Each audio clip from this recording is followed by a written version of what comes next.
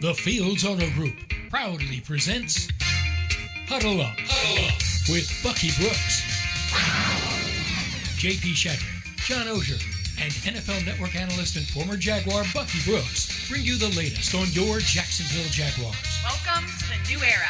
Huddle Up with Bucky Brooks starts right now. It is Wednesday. That means it's time for Huddle Up with Bucky Brooks, JP Shadrick, John Oehser, Bucky Brooks coming up. We've got a busy show ahead, of course, getting ready for Week 8, the Jags and the Seattle Seahawks. Well, there you have it, the first two guys we just talked about, Bucky Brooks and John Oehser, right around the corner. Looking ahead to the Week 8 matchup, the Jags have never won in Seattle. We'll try to change that this week. Social media question coming up, and we'll get some final thoughts looking ahead to this football game coming off the bye week. John Oehser with us, Jaguars.com senior writer. You've heard of him. NFL Network analyst Bucky Brooks is on the name of the show. You've certainly heard of him. Bucky, good afternoon to you. Coming off the bye. Well, you didn't have a bye week. It was normal for you on Sunday, but are you rested and ready for the stretch run? I am rested and ready, and I'm riding a winning streak. So, yeah, I'm good to go. Like, finally got a win in the ledger. It's been a long time coming, so I feel really excited about what's coming up this weekend. John, I know you can't wait for what's coming up this week. Well, I think, and I'd love to get the scouts' thoughts on this. The Jaguars in the last 2 or 3 weeks before the bye did enough to make the 2 or 3 weeks out of the bye very interesting to me. They looked like they were improving, but they looked like they were improving against a struggling Miami team. Pass rush looks like it's getting better, but not great offensive lines they were playing the last couple of weeks. Trevor looks like he's getting better. Can he maintain that? I like a lot of what they were doing. I'm very anxious to see what they look like coming out of the bye compared to what they went into the bye. I think they're improved. I want to see them show they're improved. Yeah, I mean, I think this is a very improved team. If you go back and look at the Thursday night game against the Cincinnati Bengals, the same Bengals that whooped the Baltimore Ravens, the Jaguars had that team dead to rights. And in fact, it's a game that you could reasonably say that the Jaguars should have won. Then you come back and whatever Miami's record is, the Jaguars got to win against that. And sometimes you're going to have those situations where, hey, whether it's a good team or bad team, you just chalk up the win. This week, playing against a shorthanded Seattle Seahawks team that is without Russell Wilson, if they can chalk up another win, in the last 3 times that we've seen the Jaguars trot out, they have been in a situation where they certainly have maybe earned the right to win games. If you're Urban Meyer, you're the front office, everybody around the program, you feel good about the way it's trending if you finish it off with the win this week. Let's hear from head coach Urban Meyer. He spoke with the media back on Monday and again today, as he does each Wednesday going into game week, and looking forward to this week's matchup in Seattle. Plenty of Jaguars assistants on this coaching staff with ties to Seahawks head coach Pete Carroll. I've studied Coach Carroll for many, many, many years, starting back in my Utah days when they were, the top of the college football world.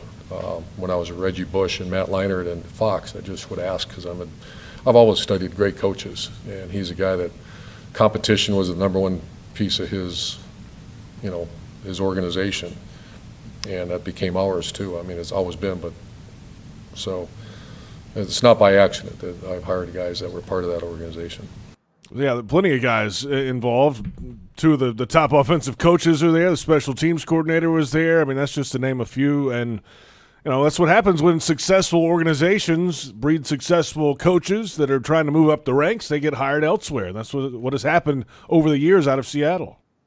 Yeah, that normally happens. And I think there's always a level of admiration from coaches to other great coaches. And going all the way back to the college ranks when Urban Meyer was doing his deal at Utah and SC was the big kahuna when it came to how they dominated the game. Certainly you would look to the West and see what Pete Carroll was doing, how he was doing it, the success that they were having, because it was kind of unprecedented the way that they were winning while it looked like they were having fun.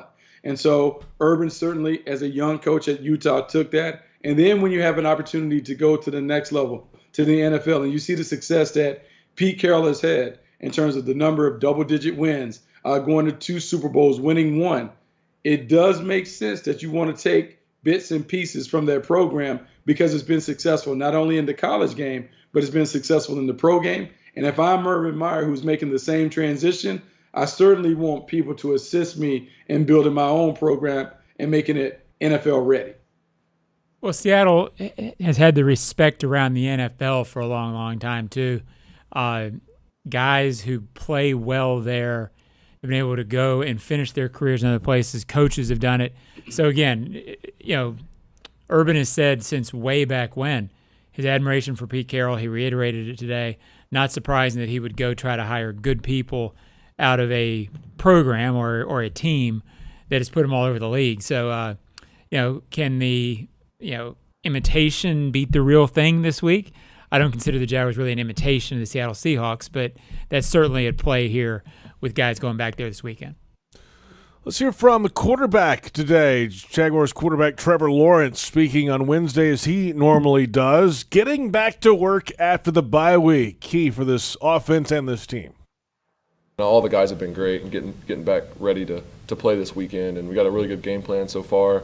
So it's really about taking whatever we install, whatever we do every week, and diving in, and everyone knowing the ins and outs of every little thing they have to do. And I thought we did a really good job of that last week, and I think you saw it carry over. So just that is realizing it's back to work. We got 11 straight, and there's no time to waste. So we gotta keep working and keep getting better. And I think the guys have a good understanding of that. And being a young guy, I feel like I do too. So it's all good. It's all good, says Trevor. Hey, 1-5 going into a bye, and then he said before the bye, Bucky, that 11 games. There's a college regular season ahead. Like it's for the new guys coming in. This is a long stretch of football games ahead of them. Yeah, long stretch of games ahead of them, and that's why it'd be really important to see how the staff manages practice reps and how they handle this going forward. That one game going from 16 games to 17 games certainly changes the way that you have to keep your guys ready, but also the early bye. And so it will be interesting to see what we hear from the players and the people around the program about how Urban takes care of the players doing this. When they take the pads off, do they cut down practice time? Can they lighten the load when it comes to the amount of leg usage and those things that the guys are doing? And so if they can cut that down and still be smart and get the work done, you certainly have an opportunity to get better and to continue to ascend towards the end of the regular season as opposed to falling apart and fading down the stretch. Before we move on to Seattle, which will take up a lot of the end of the show, I want to ask football guy Bucky Brooks a question. A football guy? Yeah, and it's I think we've talked about it, and it's difficult to get to the meat of what I'm asking. But Bucky, to you, we've all talked about Trevor Lawrence improving right before the bye. And I see it in the decision making. I see it in the reduced interceptions. Compared to other quarterbacks around the league you're seeing, how well is he playing? Is the improvement that dramatic? And I guess what can we expect going forward? I'm not sure I expect to see the top end of his ability yet, because I don't know that the Jaguars have the high-end skill position players to complement a great quarterback yet. I don't think there's the deep speed. But what are you looking for out of him, and how much has he really improved? Look, at the risk of being a homer, I'm going to say he's playing the best in terms of the way that he plays. He's playing the best of all the rookie quarterbacks. And that is me fully understanding what Mac Jones's numbers look like.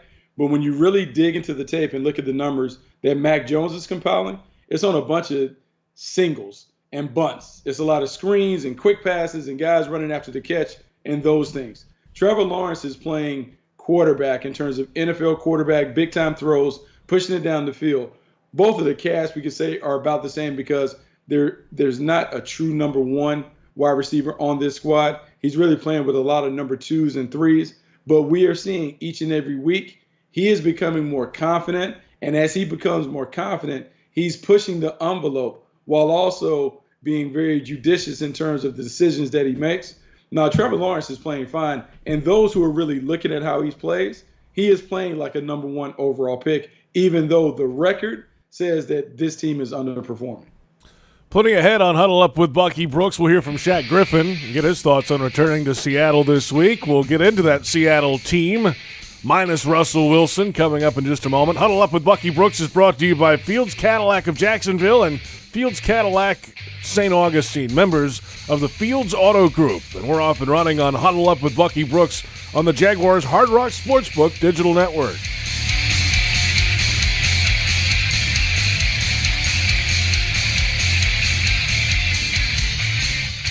You can step up to luxury now. Hello, I'm Dan Fields. Whatever you're driving, you can step up to luxury now. Plus, get our Fields amenities, which include complimentary loaners, car washes, and our cafes. Make this your year to step up to luxury at Fields Cadillac, Mercedes-Benz, Porsche, Land Rover, Jaguar, and Lexus. When it comes to the ultimate car buying experience, there's only one name that matters: Fields. And Fields matters because you matter. The Fields Auto Group, proud partners of your Jacksonville Jaguars. Jaguars fans, Corona Extra is giving you the chance to win big. Be one of 3 winners to receive a VIP game day experience complete with limo transportation, a Jacksonville staycation, and tickets to the Jaguars home game Sunday, November 28th. Enter for your chance to win at jaguars.com/corona. Must be 21 years of age or older. See full rules for details. Please drink responsibly. Corona Extra Beer, imported by Crown Imports, Chicago, Illinois.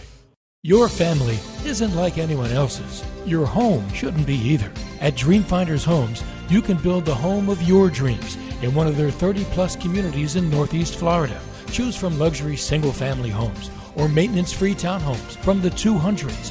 Dreamfinders specializes in homes built to fit your lifestyle.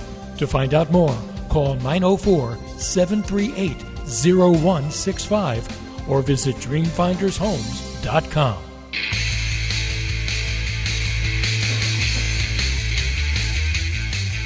Welcome back. It's Huddle Up with Bucky Brooks on a Wednesday afternoon, presented by the Fields Auto Group. JP Shadrick, John Oehser, and NFL Network analyst Bucky Brooks. The Jaguars and the Seattle Seahawks at Lumen Field, Seattle, coming up Sunday, 4:05 kickoff time. So let's get to these Seahawks, Bucky. They're 2-5. They don't have their starting quarterback. Geno Smith starting for them. The numbers are dramatically different offensively, obviously, when Geno Smith is in. As you see here, the record is one thing. Points per game are down by about 9 per game. Total yards per game, a little less than 100, and exactly 100 fewer passing yards per game when Geno Smith's in there. They still have weapons out there. They've got, obviously DK Metcalf and Lockett, but this is a huge difference. Needless to say, Russell Wilson, when he's hot, is an MVP caliber player. Yeah, I mean, it's a different offense. Whenever you lose a starting quarterback in this league, it's a huge drop-off between QB1 and QB2. And when you have an MVP caliber quarterback in Russell Wilson, even though he's never won it, I don't know if he's ever got a vote for the award, right. But he certainly has been worthy of being in that conversation and discussion. And what we're seeing is when you remove Russell Wilson out of that offensive equation, you see all of the warts on the Seattle Seahawks offense. Offensive line is a little inconsistent because they're not able to run the football consistently. The running backs has been really a revolving door of the position, and no one has really established themselves due to injuries. At wide receiver, you have DK Metcalf and Tyler Lockett, but these are guys that are excellent vertical playmakers. So when you can run the ball and play action and push the ball down the field, that's when they can be in the mix. But without the running game and with a different trigger man in Geno Smith, those guys are null and void. And so it is a tremendous difference. It's a huge fall off. And luckily for the Jaguars, they catched him without Russell Wilson, because this is one where they should be able to throttle the offense and give the Jaguars offense an opportunity to have some short fields. Yeah, I think that's why it's such a interesting game, because it didn't look gettable before the Russell Wilson injury, and now it does. They're still dangerous. They still have playmakers. The Houston Texans, if you remember, looked like a struggling team. They had some playmakers down the field, and a quarterback who wasn't necessarily the guy took advantage of that. So I think the danger here is I think a lot of Jaguars observers look at it and say, oh, this is one they'll get. Going to Seattle against a defense that's been playing better the last couple of weeks. It was really bad early in the season. This defense is playing better. It's still a case where a young Jaguars team needs to go out and do the things that it has shown it can do in flashes. It needs to do it the entire game.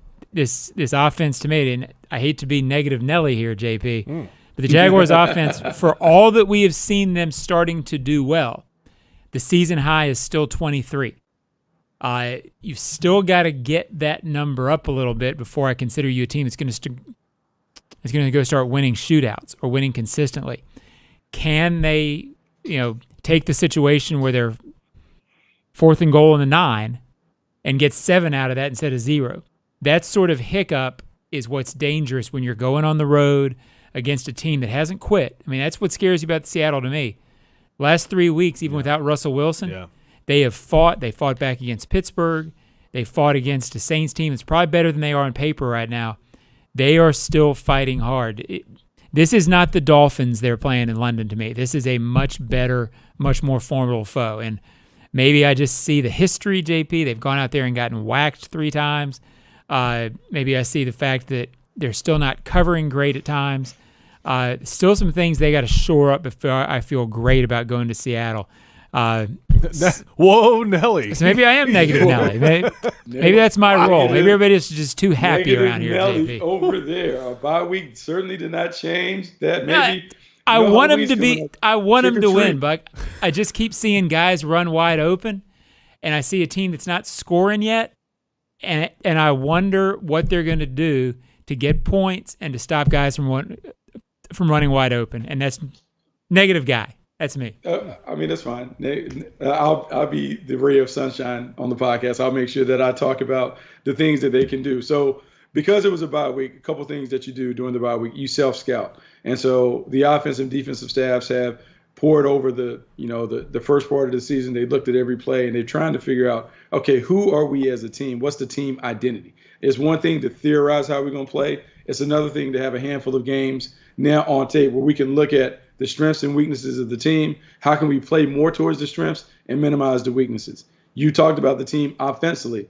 23 points being a high watermark, that's not going to win enough games in the National Football League. Typically, you need to get to 28 to 29 to be comfortable. And in the new league, 30 points will kind of guarantee you a level of success on offense. So can they play faster? Can they do more things with Trevor Lawrence to put him in the comfort zone? Are there guys who haven't gotten the ball yet consistently that may need to touch the ball because they're playmakers? Right now, James Robinson has had a heavy workload. We've seen Laviska, Shenault, and Marvin Jones. Is there anybody else that you can throw in the mix to get them kind of to jumpstart and make more plays? Defensively, you talked about the coverage. The coverage has been very inconsistent on the perimeter. And when the coverage is inconsistent, you don't feel confident enough to bring pressure like Joe Cullen wants to bring. And so tightening that part up in the practice field so everyone understands, here are the coverages that we can play because we're good at these, not so good at these other ones. Throw those guys out. Let's make it simple so the guys can play fast and create some negative plays. Because at the end of the day, it's about, can the defense deliver some negative plays, turnovers, sacks, things that put the offense behind the chains. So now we can kind of tee off and begin to play in those favorable situations and make turnovers and set up the offense for easy scores. Now, that's the type of play that we know of the Seattle defense over the years. Maybe not so much this time around. They have not as many as familiar names as we know before. There are a couple left. Bobby Wagner's still on that team. He's second in the league in tackles so far and first among active NFL players in career tackles. Just under 1,300 for his career. Of course, he kind of leads the way on that defense. Jamal Adams brought in. And on the back end, he's about as strong as it gets there. They have a rotation of guys up front, Bucky, and it's a defense that can still do some things. They have only 2 picks this year. I think 3 forced fumbles. They haven't really gotten the ball away a lot, but there are spots in this defense that can play. Yeah, there's certainly spots on the defense that can play. And I think the difference is with Pete Carroll, you hear him talk about it's all about the ball. It's all about turnovers and negative plays. And can they create those? And right now, the Seattle Seahawks haven't been able to do it. They're not a great defense, but they do have some star power. You pointed out the stars, Bobby Wagner, Jamal Adams. And for this defense to play well, those 2 guys have to be very, very active. And that means Jamal Adams near the line of scrimmage, blitzing, playing close and snug, making tackles for losses, generating sacks and those things in the passing game, because that's really what he does best. He's not a great cover guy. He's a better guy going forward, kind of like a young version of a Troy Polamalu type player. Mm-hmm. And Bobby Wagner, you have a tackling machine, a sideline-to-sideline guy who understands angles. He has great instincts and awareness, and he can make those plays. So he has to be covered up at all times so the running game can flourish. And so it's really simple. If they can take away the 2 stars and make the other guys have to make plays, more times than not, they won't. And that will give the Jaguars a huge advantage going on the road in a very tough environment to play. What do you think, John? It is a tough environment, first off. It helps a defense like that on the road when you have the noise and everything going on and the young quarterback and all the things on offense. But it's an offense that hasn't been able to consistently find themselves open down the field. And that's really the key to me. It's why I'm so anxious to see this team over the next month, because you feel like they are doing fundamental things better. You feel like they are running the ball at a very high level, and that the one thing missing, Urban Meyer said it, I think it was Monday or Wednesday, Monday, I guess. The one thing missing is the home run threat. Mm-hmm. Yeah, I don't know that you all of a sudden get that. Even if Tyron Johnson or Jamal Agnew turn out to make more plays, I don't know that they're going to be the absolute, hey, we scare the defense every play. So I'm curious to see what the high end for this offense can be. I think they can be mid-20s. I don't know that they're going to win shootouts. The good news is I don't think you need to win a shootout this weekend. You need to play consistently. You need to overcome that crowd. My guess is it's a 17-14, 2017 type game, and maybe the Jags are kicking 2 50-yard field goals in the last 3 minutes again, JP. Right, why not? We've proven it once. Maybe that's Do it your again. Do it again, Bucky. All right, there we go. That was a nice sandwich method that John used there. Like he got the negative comments in there, tried to sandwich them around a couple positive comments, and so I it am worked. PD the positive guy who today. is known for, hey, let's sling it, let's throw it around the yard, is now talking about 17-14 games. Who wants to see that? I don't like him, but I'm saying that's what Is it's this going the to be. Big Ten? What are we doing? Yeah, we They haven't scored 24 all year, Buck. Look, 24 against this offense who struggled, would be enough. So they have to find a way to get it done. And so, John, it may require a trick play or two. We saw last week that there were a lot of trick plays utilized throughout the NFL, reverse passes, double passes, onside kicks, fake punts, all those things, because it has to be an all-hands-on-deck situation, because as laughable as it may seem, the division is still not out of reach. So you still have to kind of sell that to the team that, hey, we get on a run, we put ourselves in a position the last 4 games to make them meaningful. Who knows what can happen? So you kind of have to go all out. So Darrell Bevell, Brian Schottenheimer, the offense staff, they need to dig in a bag of tricks. It's Halloween. Hey, I need them to throw out some stuff that'll make some stuff happen. Like maybe some candy corn with the pumpkins in it, Speaking of tricks, and I know we got social coming up. Yeah, we do. Tell me about Laviska, Buck. I mean, he's not a speed guy. I don't think he's ever going to be a speed guy. But he's a threat. He's an interesting guy. How do you make him work when you don't have a guy over the top to scare the defense? It'd be great if they had a burner. I think it would open up a lot for Laviska. They don't. How do you utilize him best? How does Bucky the OC use him? Well, I got to make sure that he touches the ball. And I think at a minimum, he has to be on the play sheet 8 to 12 touches a game. And those touches have to be a combination of things. Fly sweeps, bubble screens, quick option routes where I get it to him in space. The best thing that Laviska Shenault does is he breaks tackle. He's a catch and run specialist. And with that size, I want to give him an opportunity to make some things happen. You are right. There's not a lot of speed on this offense. There's not a lot of explosiveness to deliver the big plays. And when you have to manufacture it, man, it's hard to go 80 yards on 4 and 5 yard plays. I mean, everything has to go right. The stars have to line up to make it happen. And so because Laviska is an explosive and dynamic player, you got to give him more bites at the apple. He has to have more at-bats. You got to give him chances to make things happen. So I want to see a combination of runs, short passes, screens, things that he can touch and kind of make it happen.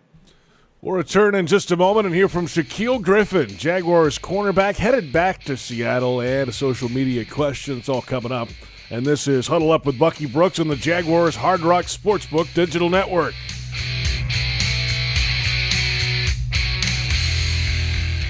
You can step up to luxury now.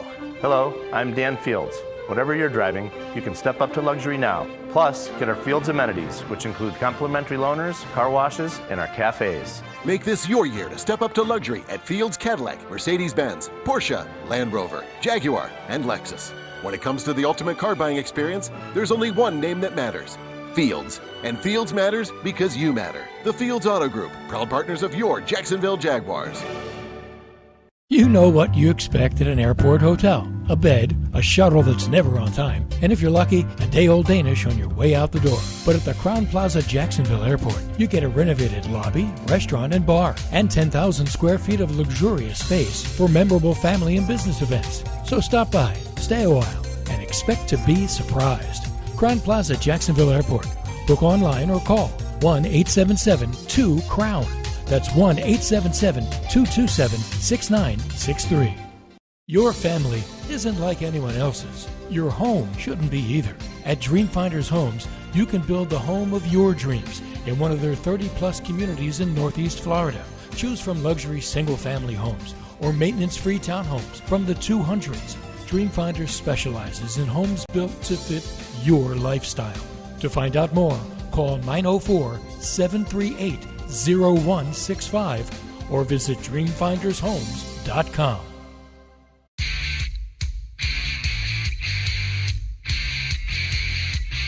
I'm working with this team. I'm working with this organization. So, got love for the 12, missed the 12. But when I come in there, it's about Jacksonville and the city behind me. So. Irvin said that you guys tried to tell him it's the loudest atmosphere in football. I didn't try to tell him. I told him. It is the loudest. Good thing is I'm on defense on the opposite side, so I don't hear all that noise. They quiet on offense, so that would be a first. I'm usually on defense, the opposing offense, I can't hear the calls, there's a lot of things going on. But now I'm on the quiet side, so yeah, we'll figure it out. That is Shaquill Griffin today, Jaguars cornerback, headed back to Seattle, where he started his career as a draft pick out of Central Florida. And welcome back. It's Huddle Up with Bucky Brooks, JP Shadrick, John Oehser, and Bucky Brooks. Well, it's the homecoming that was circled on the calendar, I'm sure. He's trying to, tone it down maybe a little bit, but he is going back to Seattle. He spent the first few years of his career there, and that's got to be a big moment for Shaq when he runs out on Sunday. Yeah, it will be a big moment. And I can tell you, having played in some of these games when you play against former teams, there's going to be a little extra juice that Shaq plays with. It's just the nature of the beast. Whenever you have an opportunity to kind of stick it back to your former team, you can be excited about it. I think the one area where you can help this young team is kind of let them know what that environment is like. Because for those who haven't been to a game up in the Pacific Northwest in that stadium, it is different. It is a circus. It's loud. It's noisy. It makes you change the way you do business on offense. And if you give them a play early in the game, it kind of starts a feeding frenzy. And so he can talk to that. He can talk about how this team, the Seattle Seahawks, feeds off the energy of the crowd, and just to let his guys know. But ultimately, they have to play. But I'm sure he is excited to get it done. He knows everything. He'll be calling out audibles and all that he knows from practice time. Then it's just going to be about settling in and making plays. But he needs to play great because they need their corners to step up, take care of DK Metcalf and Tyler Lockett, and then get control of this running game and make Geno Smith have to make some plays. Let's go to social media. We got a question in the hopper today. We put out the bat signal earlier. Here's at YodaClimber1. How well do you see our O-line and D-line playing and or having an impact in the Seattle game? Thanks. All right, let's start on the O-line, Buck. Well, it's all about the offensive line and defensive lines in these matchups. And the offensive line has been better when they've been allowed to go forward as opposed to going backwards, meaning when the running game has been prioritized very early in the game, this offense has gotten off to better starts. They're just better. They're more physical. They're able to play. They're able to do those things. On the defensive side of the ball, it's really about containing a Seattle running game that has some creativity to it. It's a lot like dealing with the LA Rams with Sean McVay. A lot of trickery, a lot of deception, but at the end of the day, they want to run the outside zone and the inside zone. There are a bunch of different ways that they get to it, but they want to run those two things. You stop those plays, you have a good chance of stopping them. All right, there you go. Our social media for the day is in the books. We'll come back in a moment. Final thoughts from Johnny O and Bucky Brooks and yours truly before the Jaguars and the Seahawks matchup in Week 8. This is Huddle Up with Bucky Brooks on the Jaguars Hard Rock Sportsbook Digital Network. You can step up to luxury now. Hello, I'm Dan Fields. Whatever you're driving, you can step up to luxury now. Plus, get our Fields amenities, which include complimentary loaners, car washes, and our cafes. Make this your year to step up to luxury at Fields Cadillac, Mercedes-Benz, Porsche, Land Rover, Jaguar, and Lexus. When it comes to the ultimate car buying experience, there's only one name that matters: Fields. And Fields matters because you matter. The Fields Auto Group, proud partners of your Jacksonville Jaguars. At VyStar Credit Union, you inspire us to deliver on our promise to do good for our members and our communities. That's why we offer more banking options, like better rates and no hidden fees. We also give back, donating several $1 million to hundreds of nonprofits each year. Better financial lives, stronger communities. VyStar Credit Union. Do good. Bank better. Visit vystarcu.org/join. Insured by NCUA. Your family isn't like anyone else's. Your home shouldn't be either. At Dreamfinders Homes, you can build the home of your dreams in one of their 30-plus communities in Northeast Florida. Choose from luxury single-family homes or maintenance-free townhomes from the 200s. Dreamfinders specializes in homes built to fit your lifestyle. To find out more, call 904-738-0165 or visit dreamfindershomes.com. Welcome back. It's Huddle Up with Bucky Brooks on a Wednesday afternoon, and the schedule at Daly's Place starting to wind down for the fall. Only a couple shows remaining. Kane Brown, 2 nights, November 12th and November 13th. A couple weeks away from Kane. That's a Friday and Saturday. These are rescheduled shows from last year. Tickets at dailysplace.com. John, how many Daly's shows did you hit this year? This year, we're a bunch packed in. I think none. I think you didn't get out there. No, I last went before the pandemic. I took my mother to see Bryan Adams. That was a scene. Beyond that, I haven't been in a while. So it's haven't been, but look forward to going sometime. I will not be seeing Kane Brown, as I could not pick him out of a lineup. It's all right. But I think a lot of people will be excited about Kane Brown. We need to get John some tickets to Kane Brown, so he can have a little different ear, a little something for you. You might. What is Kane Brown? What's country? What's his game? Country music. Country. Yeah. Country. I love country music. Don't know much about Kane Brown. Although I'm sure he's wonderful. He's going to be here for 2 nights. You have 2 chances, John. 2 nights. 2 nights. You get two for 2 and 2. I like that. 1 night only in Seattle, 1 afternoon only for the Jaguars and the Seahawks. 4:05. The Seahawks are looking for one. From their perspective, Bucky, they can't let this NFC West get too far away because they've got some really good teams out there to keep up with. Yeah, they have some good teams to keep up with. And right now you're talking about 2 teams playing great, Arizona and LA. And so they're chasing them. And so the Seahawks and the 49ers are trying to dig themselves out of the hole that they're in. And so they understand there'll be a level of urgency to this. And this should be great for a young Jaguars team going in because the urgency and the environment will remind them it'll be very close to like a playoff atmosphere because the win or go home mentality that the Seahawks have to adapt. And so the Jaguars will either rise up to the intensity and the level of competition, or they'll kind of collapse and wilt under the pressure of not only what the team is doing on the field, but the environment and the noise and all the craziness and energy that'll be in the stadium.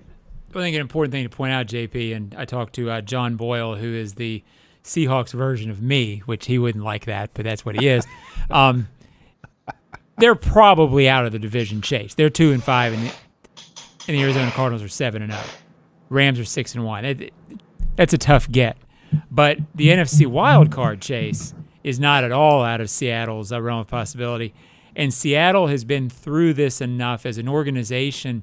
They've gotten in the playoffs multiple ways, and they know from experience being in the playoffs, as long as you get in, you get a chance. So, again, I think this is very much desperate team syndrome they're fighting. Desperate team on the road in that house with the Jaguars going on a road trip.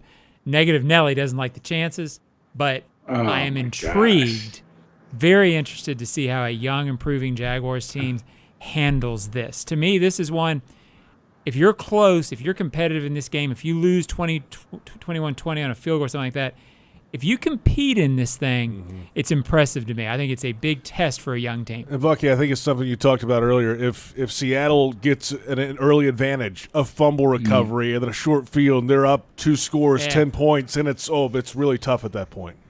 It is tough. It is tough. But then you like to think that the early lessons have kind of taken hold, and maybe the team can bounce back from that. So a slow start, if it does happen, you would like to think that they'll kind of dig down and kind of bring the game back to the simplest form where you just focus on one play at a time.